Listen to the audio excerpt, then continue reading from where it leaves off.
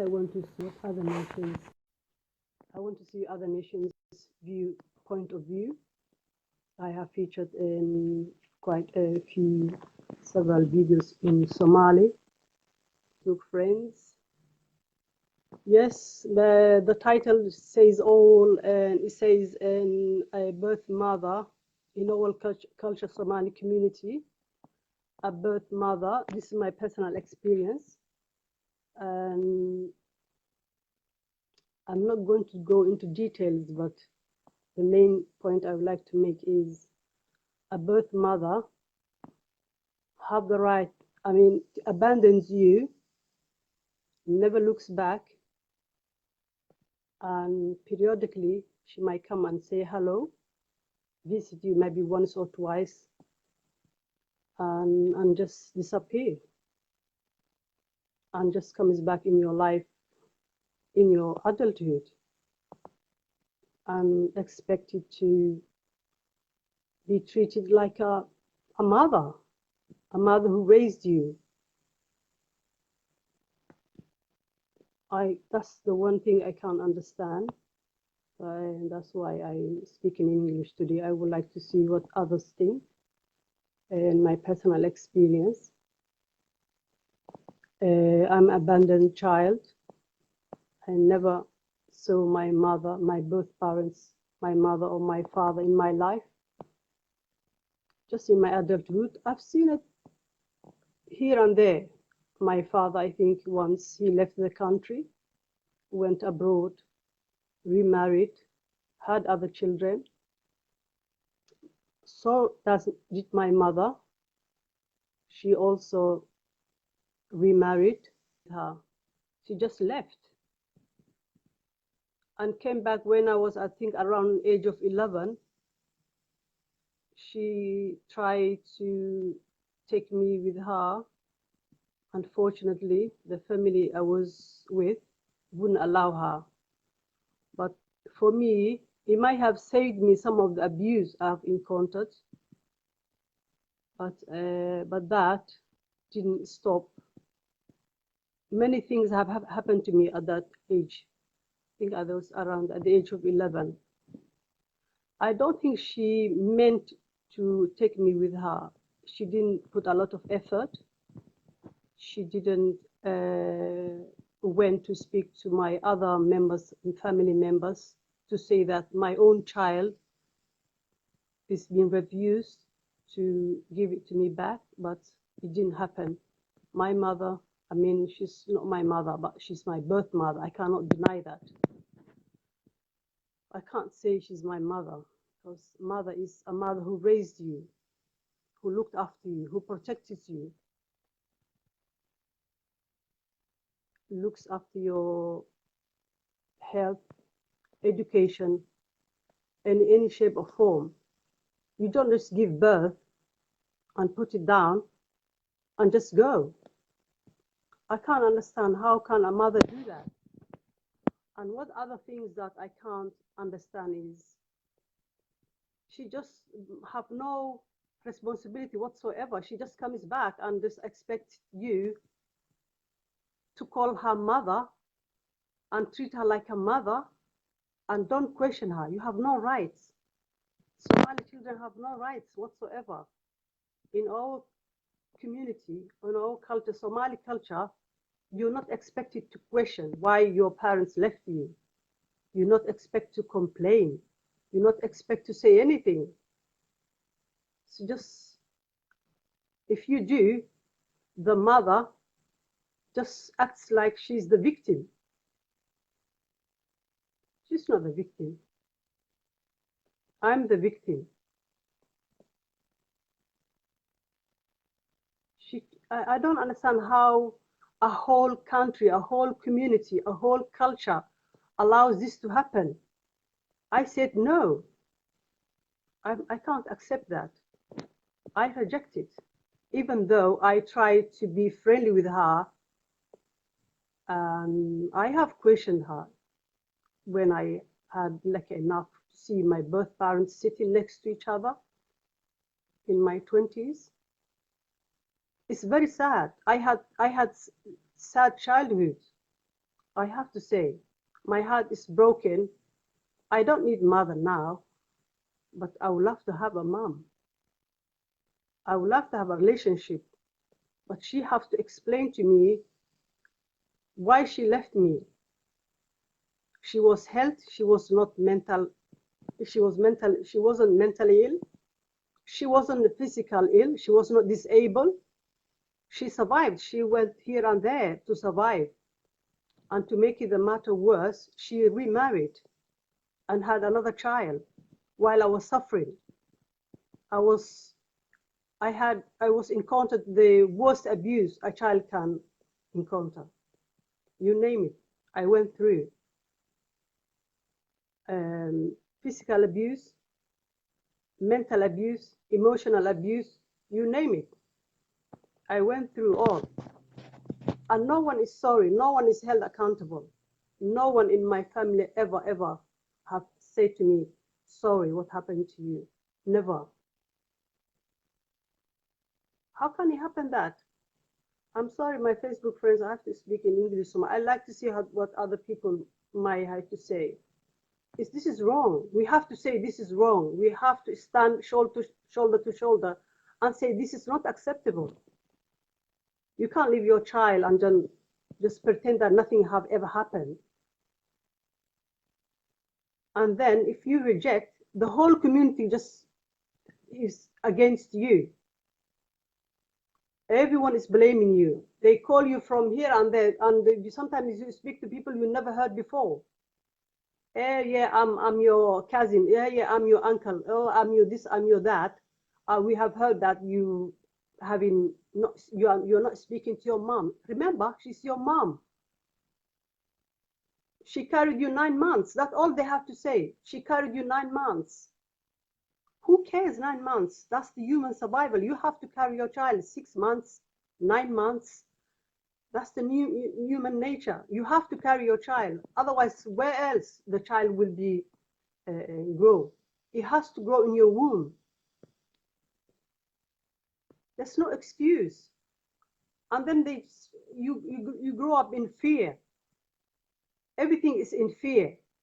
And then you grow up in your adulthood, and then a mother who just abandons you comes back into your life all of a sudden, and then says, everyone try to continue this fear, saying that the heaven is between your mom's legs.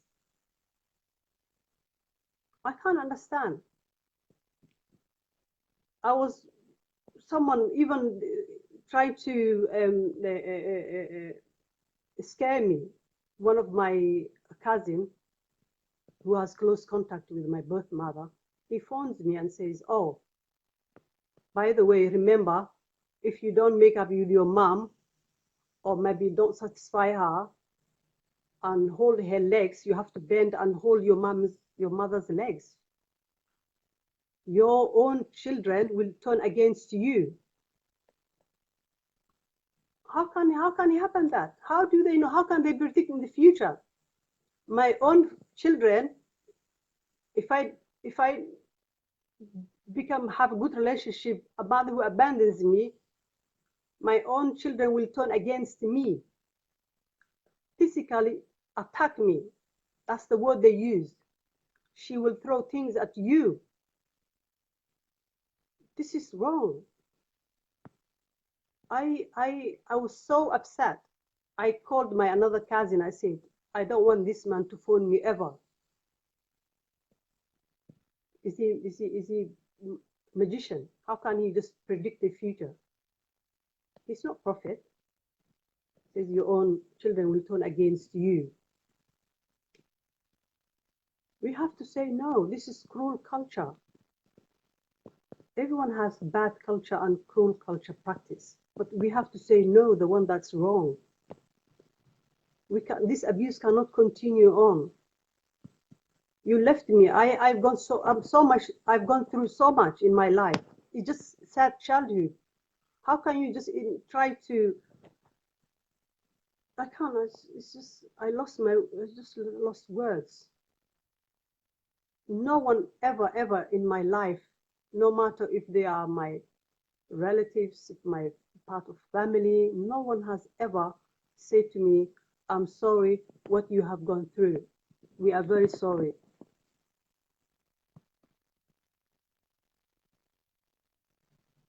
I remember watching in one of the programs, this UK, this English program.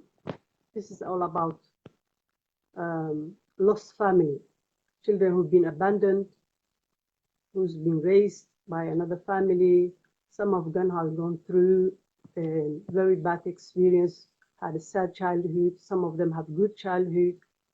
The first thing ever a mother asks the abandoned child is, what kind of childhood upbringing they had. That's the first thing she's ever worried. And if the child says, Mom, I had it good and very loving childhood upbringing, it's just a relief for her, because she thinks she can build a relationship with the birth mother. But if the child just cries and says, I had a really bad childhood, she knows the future relationship is fragile. That's the thing they need to understand, Somali mothers. How come none of the family members held accountable for the mother? Why can't they not find the mother, says that why you left your children behind? We try to help you. Raise your own children. That's the best way. Don't leave your children. They can be abused. None of them say so. Even though some of my relatives say that they begged my birth mother not to leave us. I and another sister, she both left us.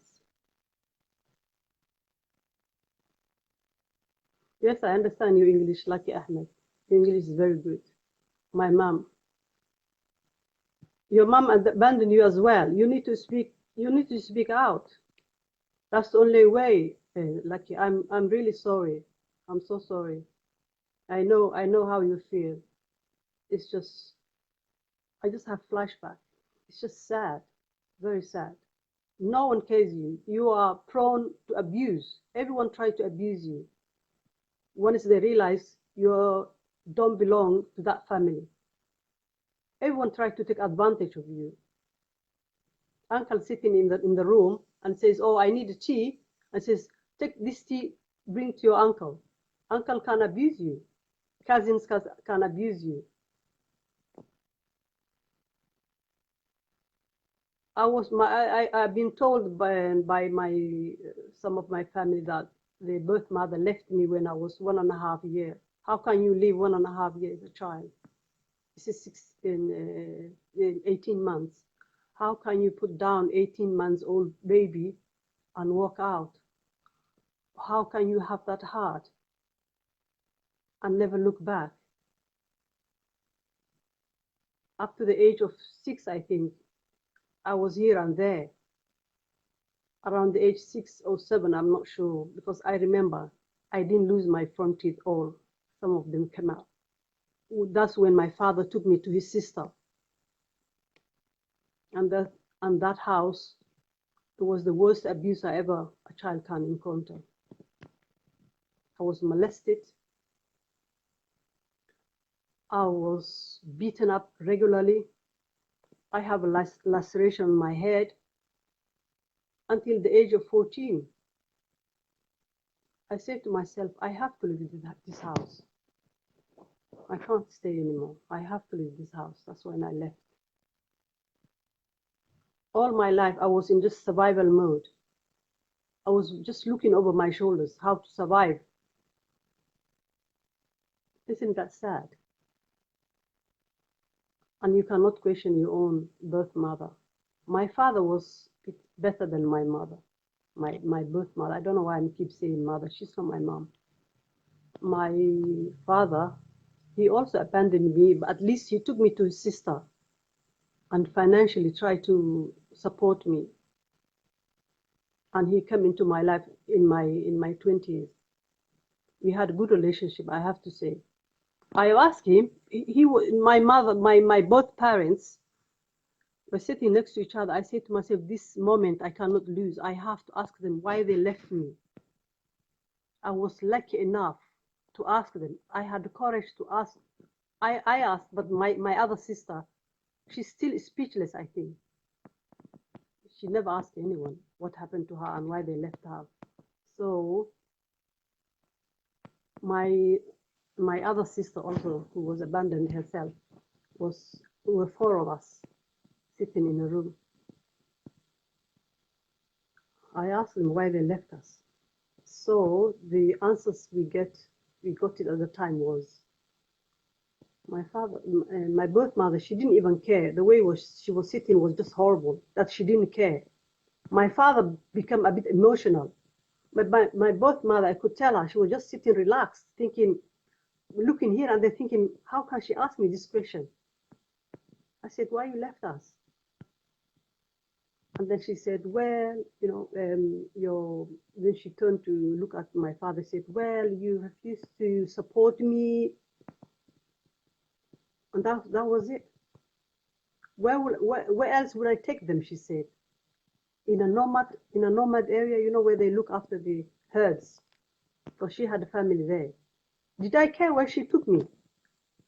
Even if she sat on the streets and begged, at least I would have been with her. How can a child mind where you take them, as long as the child is with you, is in your both arms? That's all the child needs. Just child needs a love, a care. I'm someone who never been hugged. Can you imagine? No one has ever hugged me and said, I love you. The word love is missing in my life. But I'm a survivor. I have survived. And I'm speaking out. This is wrong. To say this is wrong. I've gone so much through. I've been circumcised. What do you call it? A female mutilation, genital mutilation, called FGM. I've gone through.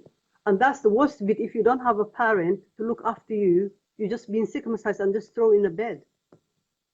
I nearly died. I nearly bled to death. And no one was there to look after me. My cousin was abusing me in a room where his mother, which is my aunt, was sleeping. He was abusing me regularly there. He was molesting me. I wouldn't dare to say that your son is abusing me. I didn't have the guts because I knew I might be beaten up, because I was beaten up regularly. Whenever I went to go out and play, they were just looking for me and then hold my hands and drag me to the house and beat me up for no reason. It was just horrible. I don't wish that to happen to any child, no matter if they're Somali or not. It's just horrible. I want this message to send to the Somali community. This is wrong. This is wrong. A child have something to say, at least to say that why you abandoned me, why you never come back. Even though my birth mother came back, she was threatened. I could tell her. My aunt, her children was just standing behind. I couldn't even say a word to the birth mother, was just sitting there. And she said, why I cannot take my child? I remember her saying that, why can I not take my child? She said, no, she's under my care. Her father, which is her brother, her father left me so I can look after her. I just wanted to cry and say that I don't want to stay with you. I want my mother, let me go. I couldn't say that because I was scared. And she said, I will bring the police, the Somali police. I will bring them the police if you stay here and if you try to take this child. I didn't have anything to say. I was so sad, just looking on the floor, and just was so sad. And I don't think my birth mother cared as well much, because she could have gone to other family members, say that, look, she's refusing to give me back my child.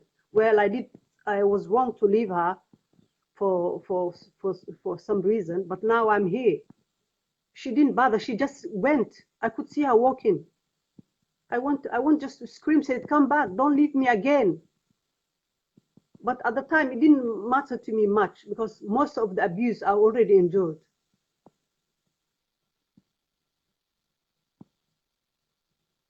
It's just sad. Hadeha, Lucky Ahmed. Yes, sister.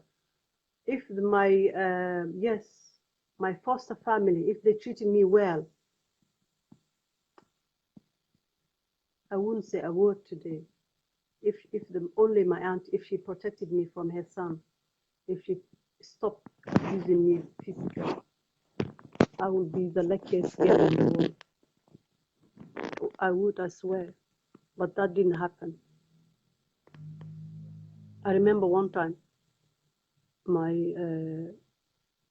my older sister, my half sister, tried to look after me because I had infection, I think, on my ears. Something went wrong. So it was a bit argument and fight, because my aunt, she didn't want to leave me behind. But my older sister, she managed to keep me there for a short time, temporarily. But that was not even heaven for me. That sister, she had a family there, but that sister, I didn't do anything. I just went, she went abroad. She was going somewhere abroad. And one of the words she had with her sister, because Somali family is a bit complicated. She was my half sister, but she had a half sister herself, which she left her children to look after her. And then she said, these two, which means I and my other sister, who was also abandoned, she said, if they ever try not to listen, discipline them with the maximum punishment, even if they lose their teeth. Soon as she left, I love to play. I love to play. Soon as she left, I left, because I had other siblings nearby. 5 minutes walk, 10 minutes, 5 minutes walk. I just went there. It was raining. So the water, a pool of water just gathered behind the backyard. We loved it. We just started to swim, play, splash. I was having a good time. All of a sudden, my sister just appeared, holding wire, electrical wire, to beat me up. Can you imagine being in the water? Your skin wrinkles. You feel the pain even worse than when you're dry. She just grabbed me because I knew she was there for me to beat me up.